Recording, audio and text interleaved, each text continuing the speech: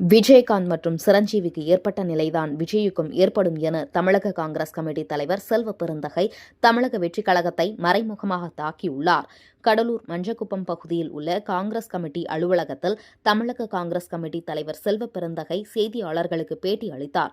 அப்போது அவர் தெரிவிக்கையில், குடியரசு துணைத் தலைவர் பதவிக்கு RSS பின்புலம் உள்ளவரையும் அனைத்து தரப்பு மக்களையும் எதிர்க்காத வரை இந்தியா கூட்டணி எதிர்க்காது எனவும், தங்கள் கூட்டணி பலம் வாய்ந்து இருப்பதாகவும், மேலும் சில கட்சிகள் கூட்டணிக்குள் வரும் எனவும் அவர் தெரிவித்தார். தொடர்ந்து ராகுல் காந்தி பிரதமராக முடியாது என அமித்ஷா தெரிவித்த கருத்துக்கு பதிலளித்த செல்வ பெருந்தகை, பிரதமரை தேர்ந்தெடுப்பது மக்கள் கையில்தான் உள்ளது எனவும், அதை விடுத்து அமித்ஷா ஹிட்லர் போல பேசுவதாக குற்றம் சாட்டினார்.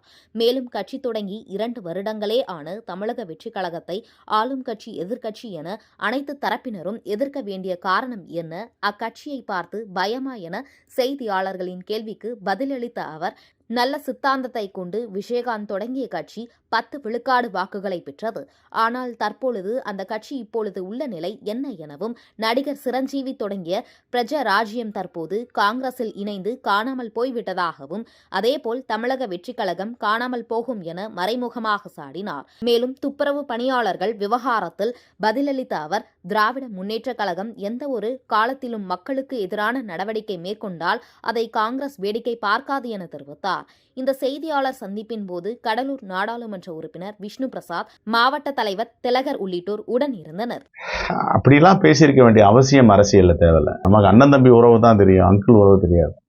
குறைந்தபட்சம் நாகரிகமாக மேடையில் பேசணும். அந்த நாகரிகம் தமிழர்களுடைய பண்பாடு. இதையெல்லாம் இழிவுபடுத்தி பேசுறது, கொச்சைப்படுத்தி பேசுவதெல்லாம் தவிர்க்கணும். நம்ம விஜயகாந்த் கூட கட்சி ஆரம்பிச்சாரு, 10 விழுக்காடுக்கு மேல வாக்குகள் பெற்றாரு. நம்முடைய பக்கத்துல விருத்தாச்சலம் தான் எம்எல்ஏ ஆனாரு.